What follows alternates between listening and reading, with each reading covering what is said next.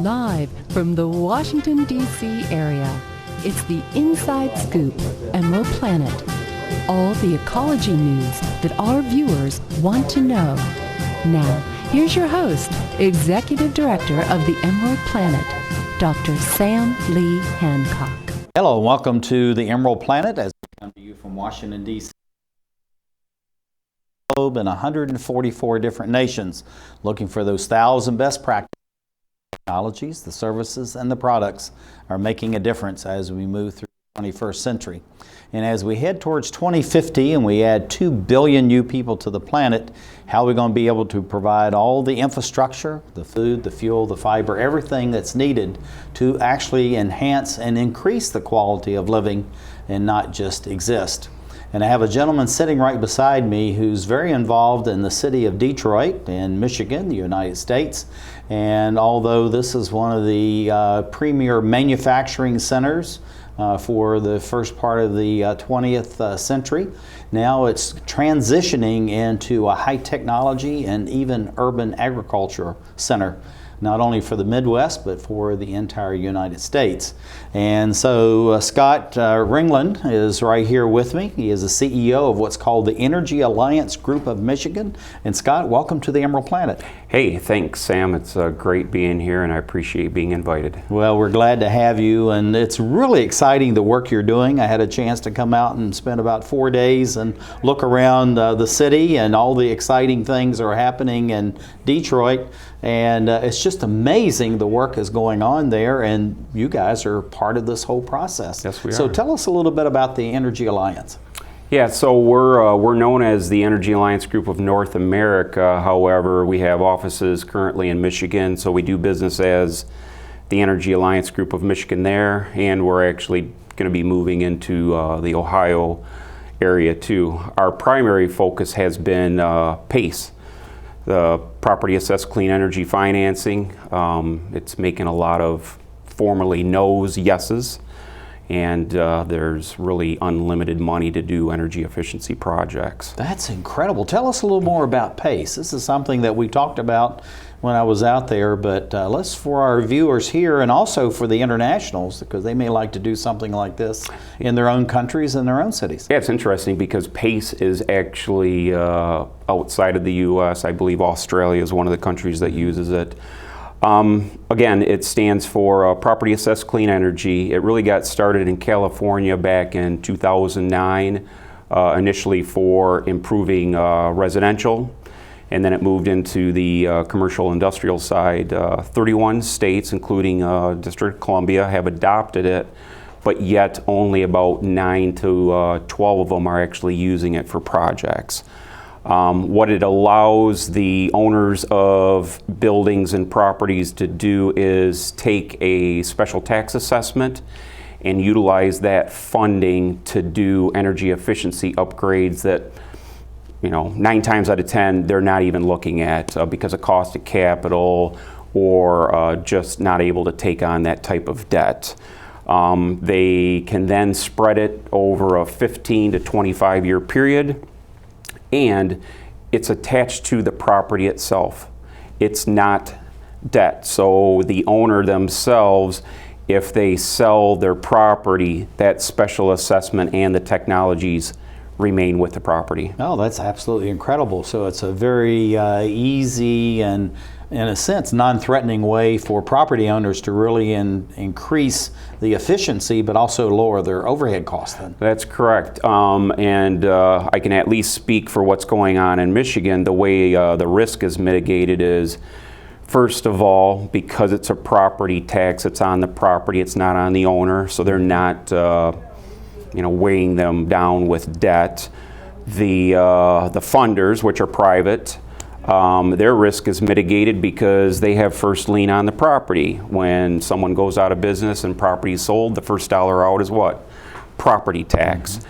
And then we, as the developer, also guarantee the performance over the life and by statute, it has to be cash flow positive from day one. There is no payback period.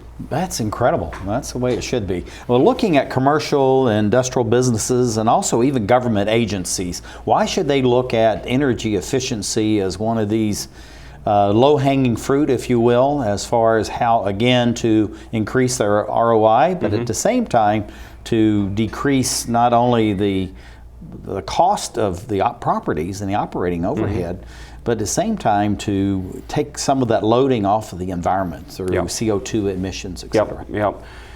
So typically, most of these things are not being done because of cost of capital or access to capital.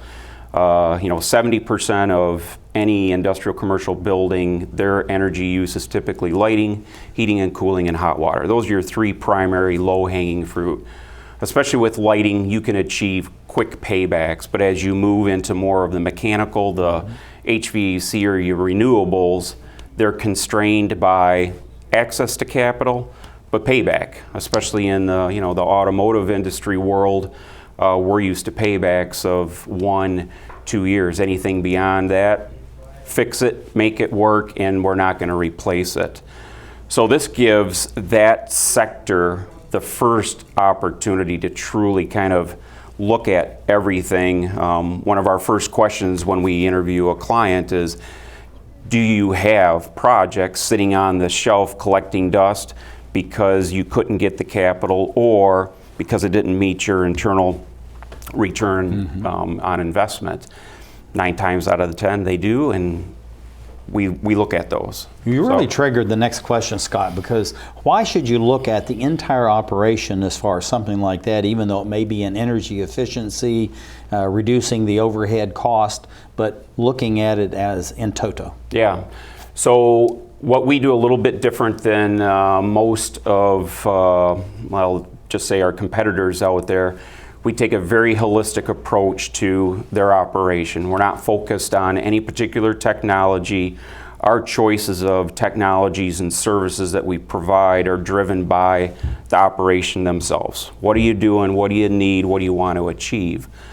So with that said, when we approach them with the solution, we're not trying to push a particular technology on them. What we want to do is we want to look at everything they do within that operation, including non-energy things like tax structure. For instance, when we tear out all of the old lighting or old HVAC, you can get a tax credit.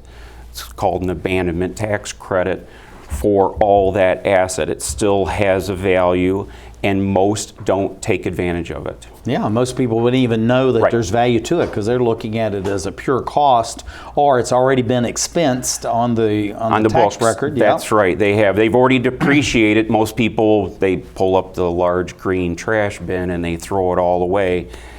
It has value, and we're talking about even when we get into windows or the outside of the building itself. If we're pulling out wiring or siding, it has an asset value still, and you can get a tax credit for it. So looking at when you go into, whether it's large to small operation, do you have assessors that go in and do the evaluation, and then that's when you present it to top management, or is it something that you present the concept and then you go in and do the assessment? Excellent question. So I'm an engineer by trade, Sam. I'm all about processes and procedures. So we follow it pretty closely. First meeting is really kind of, this is what we do, let's get to know you, is it something you want to move forward with? Second meeting, that's when we have a 15-page questionnaire.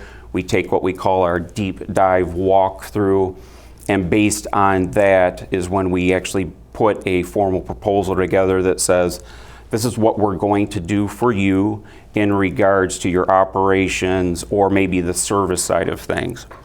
So looking at renewable energy, because I know you're looking at everything besides just the energy aspects of that, but looking at renewable energy, and you say you're really ecumenical, I'm going to use that term, as far as the various technologies. What would be some of the key things, though, that you would look at that you have more immediate return on investment than other things? Because I know when you're looking at a house, insulating of the attic is usually number one, and then insulating the hot water pipes versus just replacing windows. Right, That kind of right. concept. What do you do in commercial, industrial, or even a governmental facility? Yeah.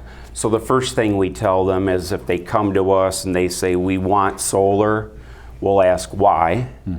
And we'll also ask them, what else have you done? Because kind of our motto is reduce, use first, then produce.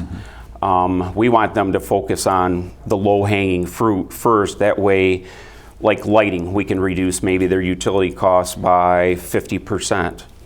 Well, if I'm going to power that with solar, I'd rather reduce it by 50% first and then reduce the size of the solar system by 50%. Of course, yeah. It's a lot more economical, but there's a lot of people out there, they just run to the renewables. So we focus on, as a holistic approach, we'll look at whether it's CHP, solar, or geothermal, but it's also going to include everything else that's within their facility. Let's get the net down first, then we'll apply the renewables. I think you mentioned this, Scott, but I know this is something I really want to hone in on because most people forget this. You know, the most efficient way of doing it, the most economical, is every kilowatt that you don't use. And many people forget that. It's just like using the renewables and all that, and they're scaling up to the current use. So when you're advising about how would you go in and advise someone that they can do things immediately, I mean, before they even start replacing, say, the lighting and other things, what kinds of ideas that would really be helpful to people? Yeah, so some of the things that are involved in our questionnaire is, what are you doing with your staff? It's interesting because one of my colleagues and I were talking today, and statistically 80% of industrial commercial operations have no energy manager, no energy teams. They're not looking actively for waste. So they're just writing checks, and it just every month it just keeps going out. It's in the budget, so they don't treat it as an expense. We look at it, it's an investment. It's capital, you're investing, and when we do our analysis, we look at it as a 20-year period, and we look at not only just the energy efficiency, but we're looking at the reduction of maintenance, and our life cycle includes end-of-life Scott, replacement. we got a quick question. 10 or 15 second answer. What do you see for the growth of your organization next 5, 10, 15 years? Oh my gosh, only up. With PACE, we have access to cash, and we have 20-year financing terms. So it's you made a just huge see difference. It's bigger, better, brighter, and away you go. Yeah. Fantastic. Congratulations. So this is Scott Ringlein. He is CEO of Energy Alliance Group of Michigan out of Detroit.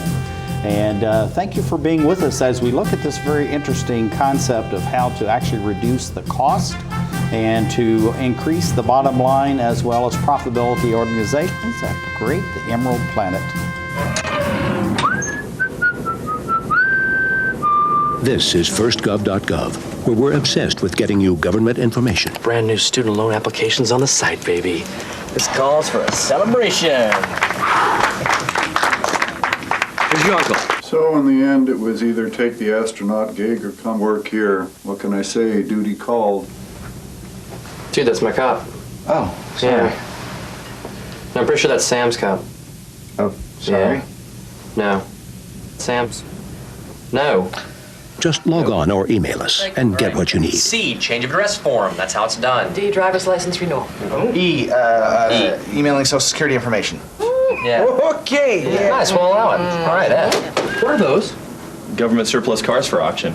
You posted those online last time. No, you did. I'm posting them online this time! For all your government information, firstgov.gov. Oh, what have we got here? Sometimes you feel tired. You can't seem to lose those extra pounds off your midsection.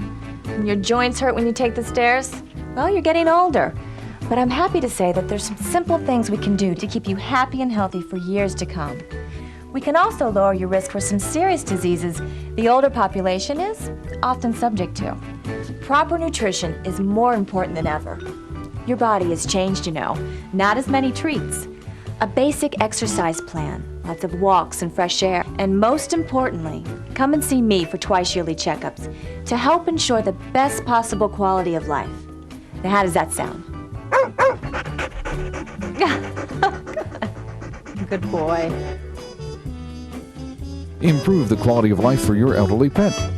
Schedule twice yearly checkups that include preventive care and regular lab work. A message from the veterinary members of the American Animal Hospital Association.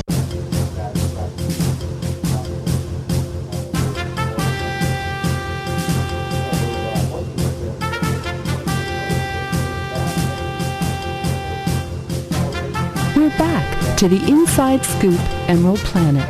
Here again, your host, Dr. Sam. Hello and welcome to the Emerald Planet as we come to you looking around the globe for those 1,000 best practices, the technology, services, and products, and also the people that are making a difference as we move through the 21st century. And as we look at the 21st century and we're adding 2 billion new people for a total of 9 on the planet, how are we going to be able to increase the quality of life by reducing the load as far as the water, the energy, all these other things that are needed to increase the quality of life. I have a gentleman sitting right beside me who's very actively doing this. He's from the city of Detroit. This is Steve Payer. He's the program manager of the Energy Alliance Group of Michigan. And Steve, welcome to the Emerald Planet. Thank you very much, Sam, and I very much appreciate the opportunity to be here. Well, it was great being with you when we were out in Detroit, and you shared many good ideas. We had a chance to actually drive around the city and see some of the projects that you guys are involved in. So again, welcome to the Emerald Planet TV. Thank you. There's so many exciting projects going on in the city of Detroit now. I tell you, it is really exciting, and I was just amazed. You have all this image and idea about this Midwestern industrialized city, and it's actually transitioning very nicely to high tech, yes, many other things, but also the urban agriculture, and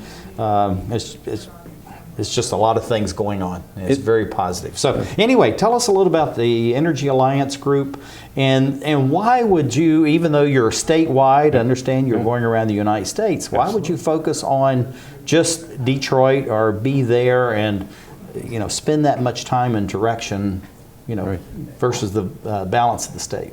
Absolutely, Sam. And there are so many opportunities throughout the country, but Detroit has very special circumstances. It's really a Renaissance city at this point. Back in the early 1950s, there were nearly 2 million people in the city, and that's changed. It's very industrial. What's happening lately is the population, we're looking at possibly growing in the next few years, and that's just fantastic because it's been going down since the 1950s. But what's happened there's so many buildings. The building stock has been exceedingly high, and there have been the tenant occupancy rates have been very low, but that's starting to change. And I understand when I was there that actually the rents are now and it's starting to increase, and people are absorbing. It is. And actually blocks of buildings, not just one or two. It's blocks of buildings. It is, and rents are starting to come up, and it's very difficult to find even for residential, for apartments. But that's changing. What's happening is the old stock is being built up. Or actually renewed, and there's so many. A lot of renovations going on. Exactly. I've observed that in different areas. And keep in mind, many of the energy technologies that have been adopted are very old in these buildings. The average age of industrial commercial buildings in the United States is 50 years old, and I would bet to play that many of the buildings are older than that in Detroit, going back to World War II, for example. Well, looking at the name Energy Alliance, I know that you're really focusing on that, but you're looking at many other aspects of this. But many of your commercial, industrial, even governmental agencies, they look at energy as it's just a cost. We pay it every month. It's in the budget. We don't really think about it. So it's more of an expense item. But what you're looking at is that to renew this or to put in new system is really, it's an investment. Yes. You can actually increase the profit margin just in that particular sector itself, and yet make your operation more efficient. So how do you do that, and how do you share that vision with people that are looking at it in a very mundane way to, hey, this is a new horizon? Yeah, absolutely. It really starts with a very detailed analysis of utility bills. I mean, we look very closely at gas usage, electric, water and sewer, also telecommunications. So we look up to 3 years, and we study that, we see what the patterns are, and that really gets us to understand. So what you're doing is you're looking at their records and going back 3 years Correct. to see what they've actually paid. Yes. And looking at it seasonally too, I would assume.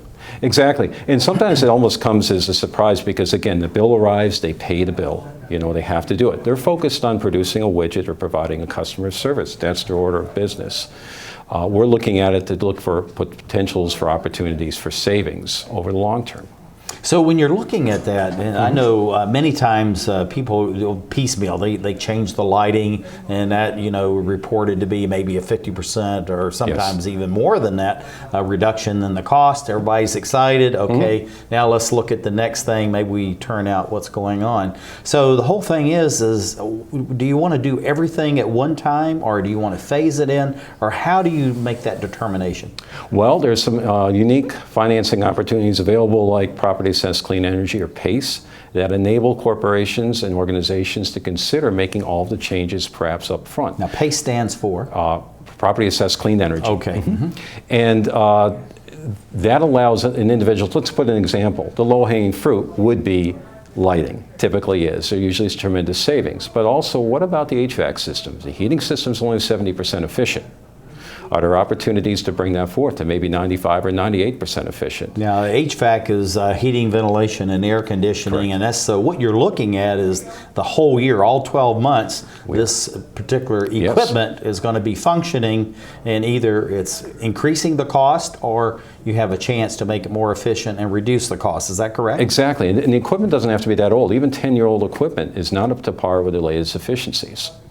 Now, looking at the efficiency, say for HVAC, because this is one of the things, usually I guess it's kind of maybe the second thing you would look at after the lighting. On that, how do you determine what is efficient? There's such a thing as SEER ratings and all. What's the various ratings that you have, and what does that really mean to the owner, the investor in this? Right, well, SEER is a rating that's used obviously with the HVAC equipment.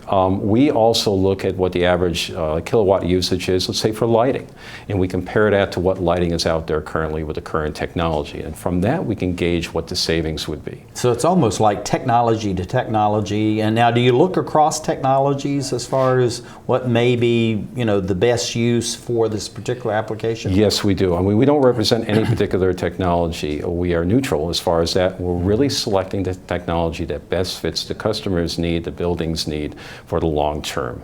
So looking at, how do you determine who these customers are? And I know that you're primarily looking at the commercial, industrial, maybe government, but how do you determine, you know, within your parameters, what may be the best candidates to talk to first? Large, small, you know, whatever. You know, and it can be large and small customers or potential customers. From that, we tend to take the time to go out and to meet the owners. We like, if this is CFO or the actual owner or a manager in the area, we take the time to sit down, discuss the options with them. It may go as far as conducting an audit and filling out some more detailed information to get a good understanding. You know, not every organization or building may be the best candidate, but we want to make sure that we provide the solutions that are available and what options are best. Yeah, looking at the commercial stock out there, you know, some of these buildings are turn of the 19th century and been carried forward, adapted many times. So when you're looking at these buildings, what do you have to look for in adapting these 125-year-old buildings, even to bring them up to, you know, the 21st century standards? Right. Well, it starts from that initial walkthrough, and just keeping all of our senses open as we're walking through the building. We're looking at what lighting technology exists. The other thing, Sam, that's very important is looking and asking the questions. What are your intentions with this building? What are you planning to use it for? Is it repurposed for one reason or another? And what do you foresee in the next 3 or 5 years for that? You know, how many shifts are you going to be working? How much equipment is going to be here? Because we want to work with that owner to basically build the systems that are going to work for the long term for them. Now, looking at PACE, this is something where I believe you have private investors that come in and they're looking at, and part of this is the offset of the efficiency because you're reducing the cost that the people have, you know, as far as the organization itself. So anyway, when you're looking at that, how do you determine to make them, you know, to move forward? Because many times they procrastinate. You know, again, it's in our expenses, we're paying it, you know, we're doing okay as a profit margin and all that, but yet they still delay. And so we're adding more burden to the environment, we're adding more burden to their bottom line. So how do you get people to move forward and to do things that they really should be doing on their own? Well, it's really by presenting the data and trying to get that as soon as possible up front. And so as far as demonstrating what are the savings, what are the potential attributes. One of the things that we work with too is beyond the dollar value. What are the attributes to the employees, to the customers, and of course to the environment as well too. Everybody comes at this from different perspectives. Yeah, no, that's the whole thing too, is it's really difficult to determine just maybe what their perspectives are and how they really perceive, their organization and what they take as the priorities. But looking at this balance, how do you get them to move this as a higher priority, because this is something you're really looking at. And I know the city of Detroit and the state of Michigan is being very proactive as far as encouraging businesses, government agencies to be as efficient as they possibly can be. Right, and I think it comes into the services that we provide and assist with, whether it's the tax advantages, whether it's the utilities. A lot of our customers and building owners don't know that there cannot, beyond the actual financing, which is usually the number one roadblock, is coming up with the initial capital, and that's where we work with the financing. But there are other advantages. That's what PACE is all about. That's right, yeah, absolutely. So that takes away that excuse. What are some of the other excuses that people may be watching this and saying, gee, that's the very same thing I've been saying to myself. I guess I can take that off my list now. Well, your finance folks, like your CFO, are very concerned with the return on investment. So that's part of the life cycle analysis we do, is to show that, especially with the longer terms that we have for financing, that we can get a return on investment on some of these other technologies. So that's often an enabler for people to get to rethink and to relook at that. The other thing is the technology itself. There are so many different things out there. So many, if you're talking LED lights, well, there are many, many people making those lights. Some systems are better than others. It's up to us to really do the vetting and determine what are the quality products that work best with this. A lot of people come to trust that. I got two quick questions. One is, what's the human benefit, human cost if you don't do these kinds of things? Yeah. Well, what it is, I mean, we want to project Detroit as a forward progressive city. And really as part of that, with the younger generation coming into the city and working in the city and living in the city, as I kind of mentioned earlier, the advantage of working in an organization where the temperature is comfortable, where the lighting is good and it's adjusted, where there's not the fatigue. What does that result in? Happier employees, better retention of the employees, better productivity. It's and healthier employees. Healthier employees. Last question. Absolutely. Energy Alliance Group, what do you see over the next 5, 10, 15 years? Well, I see definitely there's a place for us, there's growth for us in the city of Detroit and beyond, really because of what we've talked about here as far as what advantages to the owners and customers. Steve Payer, thank you very much, Program Manager for the Energy Alliance Group of Michigan, and thank you for being with us, dear viewer, as we look at ways to make the environment more conducive to the individuals as we create the Emerald Planet. One day these rats were playing in the woods. Well, it's some matches and that's no good. Listen to smoke before you give it a try. Only you. Don't play with matches. Don't play with fire. Cause there's nothing very funny about ripped off life. Nothing very nice on a homeless mind. So if a gorgeous force is what you desire, don't play with matches. Don't play with fire. Only you can prevent wildfires. Fire. Why don't you just wash your car at home? When I wash my car, everything runs down the street and down into the storm drains. With all the chemicals in the soaps and waxes, the last thing I want to do is poison my own drinking water. At least here, it's all contained and recycled on site. That's why I also take my car in for oil changes instead of doing it myself. I might take a chance on spilling stuff. You know what the best part is? What? More time to kick back and watch the game. How far would you go to protect the planet? I want you to build an ark. Here we go. Okay, that's good. Oh, okay. Ow! Maybe there's another way. People, the flood is imminent. Is it too much to ask for a little precipitation? Go to fightglobalwarming.com to find out what you and your community can do to reduce global warming pollution.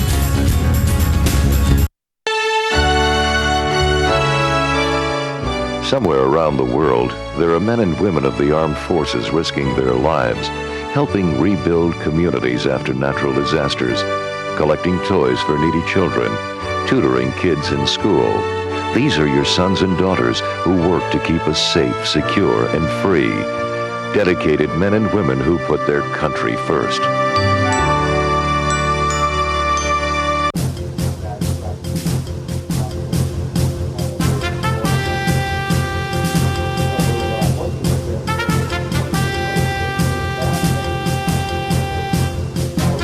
We're back to the Inside Scoop Emerald Planet.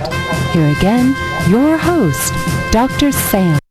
Hello and welcome to the Emerald Planet as we come to you from Washington, D.C. in the United States as we're looking around the globe in 144 different nations, looking for those 1,000 best practices that are making a difference. It's called the best of the best. So we're looking for all the many ideas, the concepts, and the people that are actual leaders in this whole realm. And we have someone who's working on this. I have someone sitting beside me that's really looking at the energy side of this. Scott Ringlein, he's the CEO of Energy Alliance Group of Michigan, is here with us. And then we have Richard M. Baum, who is the director of Parjana Green out of Detroit, Michigan. He's coming in by Skype. Rich, welcome to the Emerald Planet. Hello. Hi, Dr. Sam. It's good to see you here. I hope all is going well out in Michigan, and thank you for joining us. And tell us a little bit about what is Parjana Green? Well, Parjana Green is a partnership with Parjana Distribution. And what we focus on are grants, working on environmental projects that might involve humanitarian issues or water quality issues. And we're looking for research. Other things we do involve developing water saving programs, energy saving programs with primarily Parjana's technology. And then also just educating people about the major water issues that are all around us. Now, looking at Detroit, of course, you're in what you would say is the water-rich area with the Great Lakes right there. But yet, at the same time, when I was out there and I had 4 days visiting with you and your colleagues at Parjana and many other people within Detroit, there's a real concern about that because not of drought within your immediate area, but in other areas of the United States, and the pressure to share some of that precious resource that you have through the Great Lakes. So when you're talking with the companies in Detroit, how do you share with them about the importance of water and also the urgency of managing the best of the best as far as water resources are concerned? Well, you know, we are sitting on 20% of the world's fresh water here in the Great Lakes, so it's a tremendous responsibility that we have. And of course, we're surrounded by some large corporations like Ford Motor Company, GM, Daimler Chrysler. So we have some really big players in the world, in world industry that use a lot of water, big water users. It's really tough here in Detroit to get people as concerned about water quantity. In other words, the scarcity they're experiencing in California. We are protected by the Great Lakes Pact, which protects Great Lakes and the rights to those waters from surrounding states. But as the issues get more and more difficult in years to come for Texas and California and across the South and Southwest, they're going to be looking to our water. And what we'd like to do at Parjana Green and Parjana Distribution, at least with our technology, is show people how they can manage and capture their own water. And we'd like to export our technology, and we are in California right now working on those issues, trying to show that if you can just infiltrate water into the ground, that you can actually start to solve your own problems and start to capture the water that does rain.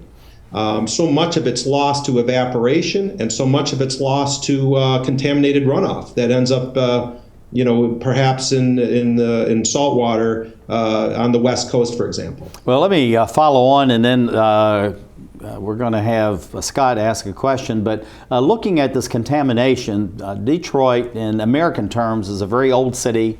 It's an industrialized city, so you have huge impervious surfaces, and I know that's starting to change as they're going in and taking out some of the older neighborhoods, etc. But how do you look at the water quality aspects of this and try to employ your technologies and a number of other technologies as well to make sure that you're actually enhancing or increasing the quality of the water as well as the quantity of the water? Well, that's a great question, and I will tell you that we have just had a tremendous amount of rain here within the last 24 hours. So as we speak, I mean, areas have been receiving 2, I've heard to as high as 4 inches of water. And what happens in Detroit, like so many of these older cities in the Midwest and the Northeast, is that these combined stormwater and sewer pipes can't handle the volume. The treatment facilities can't handle it, so they just dump the raw sewage into the river, or very minorly treated sewage into the river or the creek, or in your neck of the woods, the Chesapeake Bay. And that's a big, big problem. And with Parjana and other green technologies like green roofs, rain gardens, whatever it is, if you can handle the water on location, then you are taking the stress off of the system. Meaning if you can infiltrate water in the green spaces you have or capture the water for use later, that everything matters. Every gallon you keep away from the pipe is, when you have a storm like this, is a gallon of sewage that doesn't go into the river. Yeah, and we're going to talk about this in just a little bit, Rich, as far as the quality and how this really relates to this whole greening of Detroit as a new city in many ways, very innovative. But Scott, why don't you go ahead and ask the next question? Yeah, Rich, good to see you. It's been a long time since we've spoken. And you must come to Washington, D.C. in order to see you, Rich. Yeah, good to see you again. Yeah, this is great. What do you got for me, Scott? Well, wondering what is the blue-green economy in Detroit that you guys are talking about? Well, I want to give credit to John Austin and MEC, which is an organization. There's the Michigan Blue Economy org, and in the Great Lakes, we are keenly aware of the value of our water. Like I said, 20% of the world's fresh water, but we have lakes. It's a lifestyle. It's not just supply of water and agriculture. We have the second most diverse agriculture in the state of Michigan across the country. So people don't realize that. Everything we do is connected to water. And it's a tremendous advantage for the state of Michigan to be set right in the middle of it. But we have never really paid attention to it the way we should. Most large industry uses 1 in 5 jobs, they say, are related to water here in Michigan. There are fresh water supply. That's a lot of jobs.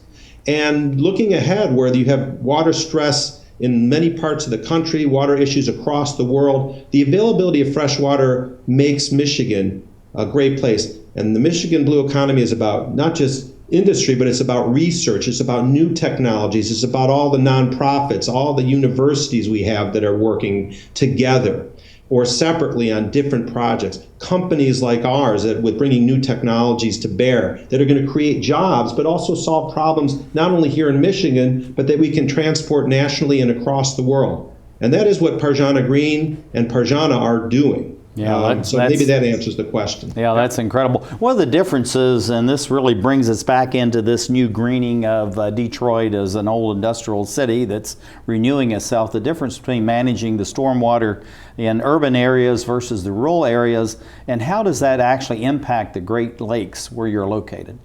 Well, like so many areas, you get away from the city, not even that far, and you start to get into agriculture. And this is true, like I said, in your part of the world and all over the country. And last year, they literally shut off the water in Toledo, which is just down the river, right, from Detroit. So Toledo's right there. And Western Lake Erie turned into what essentially looks like green pea soup. And the water got so toxic, these toxic algal blooms, that they had to shut off the water. The major problem is the agricultural runoff. Not all the sewage we dump in from Detroit, it's the agricultural runoff. And so farmers are now becoming aware of this, and the data is in, and the reports and the research identifying the problem. Well, now we can use our technology, again, to infiltrate water on the farm, not let the drain tile just overflow into the creek. And that is the key issue. It's very similar to urban runoff in that, agricultural land, although it's natural and growing things, it is developed. And we're using nutrients like nitrates and phosphates and phosphorus. So it's very important to infiltrate water where it lands, whether it's in an urban environment or whether it's in an agricultural environment. Now, one of the things that the successive mayors in Detroit have looked at is actually urban agriculture. And they're looking at huge tracts of land, and because you have one of the largest land masses as a urban area in the United States, and so there's a real opportunity for that. But looking at the emergence of this urban agriculture, what do you see as far as the long-term impact on not only just the lifestyle and the use of the water, but also the management of the water within Detroit itself as a very urban area? Well, the emergence of urban agriculture in Detroit is a very big story that isn't talked about enough yet. Even the Detroit Public Schools will be buying a lot of food that's grown right in Detroit, and there's some new developments there that are very exciting.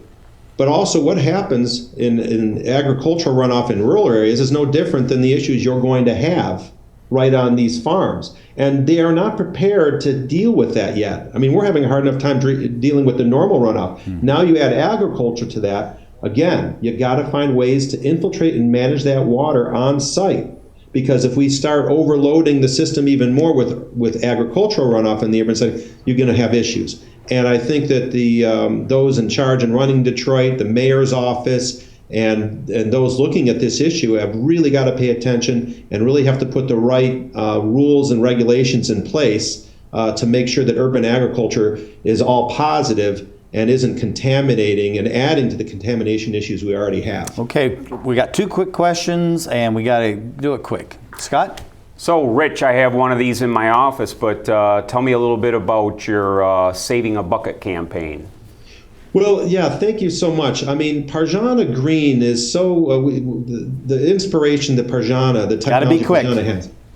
Got to be quick. What? Got to be quick. All right, well, think about our own water usage. That's the key, whether you're in a company or as an individual. How many buckets of water you use a day?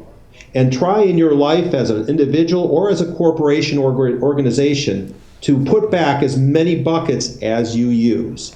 And that's really the basic principle. And I think if we're all considering our usage, we got to think about where it goes after we use it and putting as much back into the ground so the nature can filter it and make it drinkable and usable again. And it's understanding the process and understanding your usage and offsetting your usage. Parjana Green over the next 5-10 years, where are you going to be? Well, the top of the mountain for Parjana Green is developing a worldwide water offsetting program using Parjana technology and other technologies so that we can replenish fresh water supply. Fantastic. You answered it.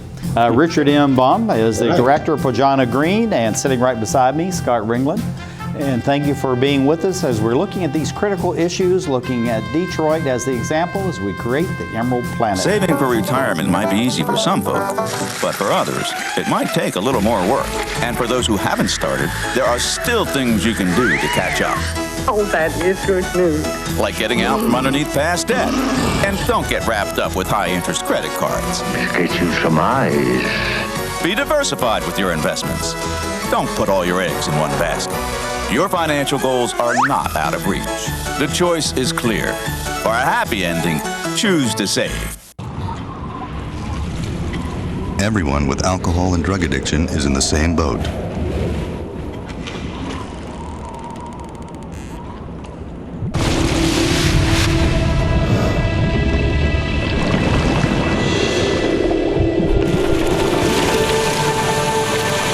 With treatment, you can find solid ground.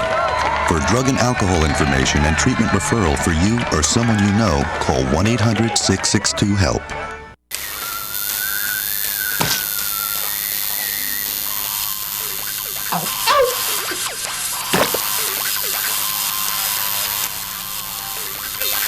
Dude, are you sure you want this tattoo? Because just do it.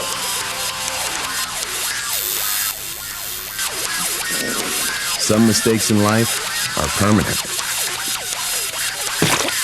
like hearing loss. To learn how to protect your hearing, visit asha.org. You've probably heard about heart disease, but did you know that it's the #1 killer of women nationwide? Heart disease claims more lives each year than breast cancer, lung cancer, or strokes combined. But there are steps you can take to protect yourself against it. For more information on how you can prevent heart disease, contact your local American Heart Association or visit their website at www.americanheart.org.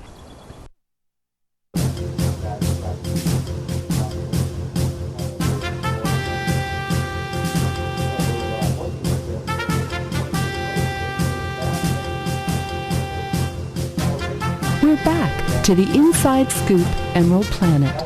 Here again, your host, Dr. Sam.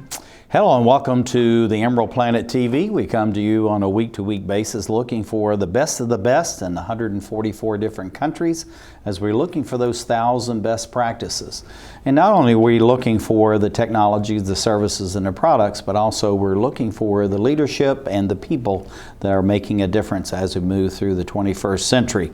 And we have someone, actually two people that are with us in the city of Detroit that are doing extraordinary things as far as looking at what is going on as far as the Detroit area is concerned, that area between the United States and Canada, and also the impact of this as we move around the globe.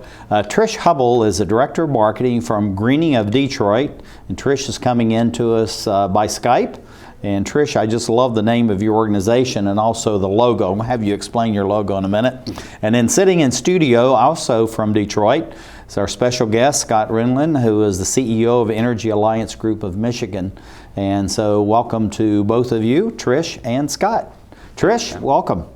Thank you. Glad to have you with us. We have your logo right behind me. One, explain the nature of your organization, and then also tell us a little bit about this very clever logo that you have.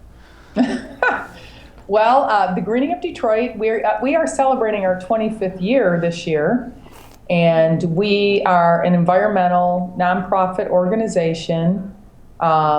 We started out in 1989 basically with the sole focus of reforesting the city of Detroit. We had lost hundreds of thousands of trees to the Dutch elm disease. And since that time, of course, we've expanded quite a bit in our focus and our scope. So our scope of work has really expanded to include urban agriculture and workforce development, vacant lot restoration, a whole number of things. And that's really an excellent listing that you have, because there's a long list of what we're focused on in Detroit, and you're really in the middle of all of that. But going back to your logo. Yes, our logo was actually provided, designed for us by Team Detroit, which is a local, a large advertising agency. It's basically a team of several agencies put together, and Team Detroit designed that logo for us about 3 years ago, and you'll see the little leaf coming off the top of the G there, and so we're very proud of that logo. Well, I tell you, look, it is a leaf, but I tell you, it looks like a turtle. And I was just telling Scott, I just think this is such a clever logo that you can interpret that in many different ways, and it all relates to nature, and that's a good thing. Looking at this replacement of the trees, I know that you're doing the urban gardening, also urban farming, and many other things. But what are some of the things that you're doing as far as the urban forestry is concerned?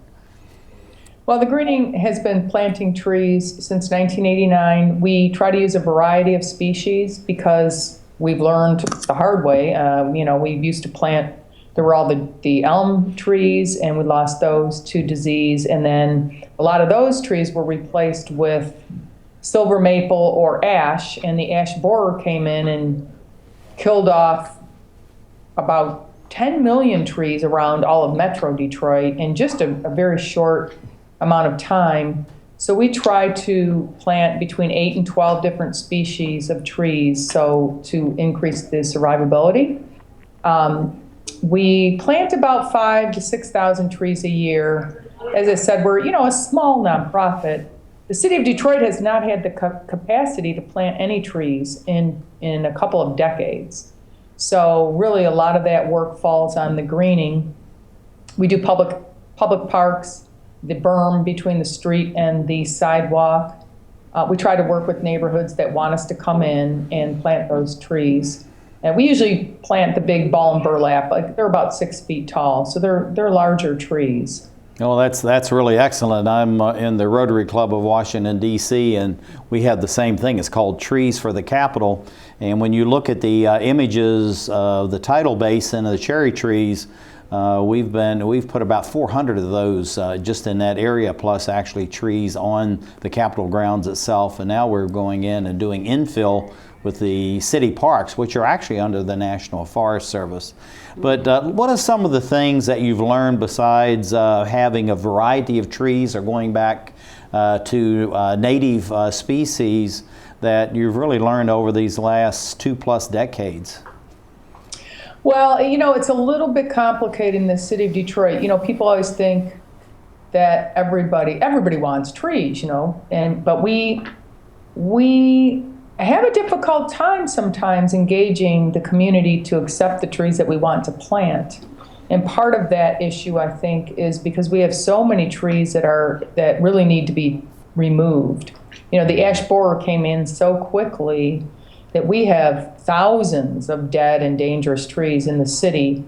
And so sometimes we'll go into a neighborhood and people just don't want a tree because there are so many trees that have issues or are dead and need to come out in the neighborhood. So we really try to engage the community early on to really inform them and educate them about the benefits of planting trees. But then we also try to really work with them and address some of their concerns about the trees that need to be removed. So it's really, I think the biggest thing we've learned over the last 5 or 10 years is to really try to get in front of the engagement process, to make people feel part of the solution. Maybe they don't want trees. Maybe they want some other kind of green space or some other vegetation in their community. But we like to try to engage them early on to make them part of that process. That's fantastic. Scott, you have the next question. Yeah, so nice to see you, Trish. One of my questions, especially because you guys have been involved so long with Detroit, now you're involved with transforming the city. How do you guys see greening of Detroit becoming part of the transformation? Oh, we're already part of the transformation. The city has 20 square miles of vacant land. Our city is about 140 square miles, and over 20 miles of it is just vacant. And so we've been working with communities and collaborating organizations and neighborhoods to really start to put together a vision of what they can do in those neighborhoods. We'll meet with community groups and just kind of brainstorm, what are you thinking for this space? What's your vision for your neighborhood? You may not have another house that's going to be built on this spot. So what can what can we all do collaboratively to make this a greener, healthier space that will enhance the quality of life in your neighborhood? I tell you, yeah, we've been doing that now, and we see huge opportunity in that in the future. Well, and that really goes to the question I was going to ask you for our international and domestic audiences. What do you think you'll be focused on over, say, the next 5 years that really goes to what Scott was asking about, this transformation of Detroit, because it's definitely going through a major makeover in so many ways, and it's very exciting what's going on there. Yeah, it is exciting. I think, after post-bankruptcy, I think there's a lot of optimism. We sort of gone to the bottom and now we're on our way back up. At the greening, in 2011, we started a workforce development training program for adults, Detroiters who are unemployed and have barriers to employment. So we're really trying to integrate a lot of our programming, and we see a really important element of Detroit's comeback is jobs. So we're training folks in green job skills. We're certifying them. We have a strong employment steering committee. So we're actually graduating these folks with some skills, and almost 90% of them have jobs at the end of the training program. It's an eight-week session. So we really feel like Detroit will not really be a transformed city until people have jobs.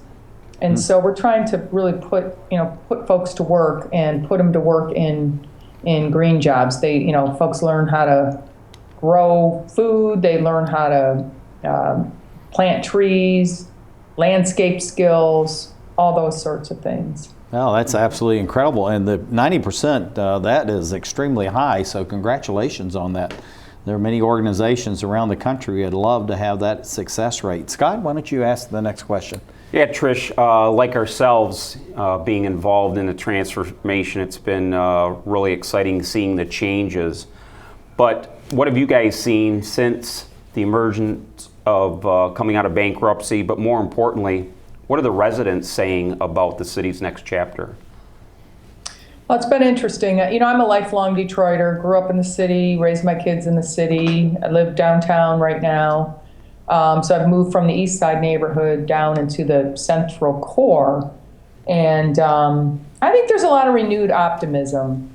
I think things are shifting a little bit out of downtown into the neighborhoods, which is really important because the neighborhoods need to have that attention. There's a lot of Detroiters who in the past have felt somewhat disenfranchised, haven't really felt part of this revitalization.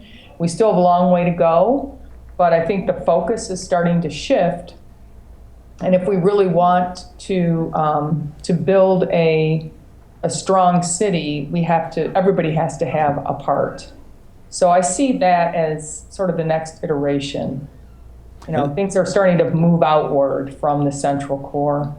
There's a number of very energized and proactive nonprofits and other organizations within Detroit. How can they help you? How can they help the greening of Detroit?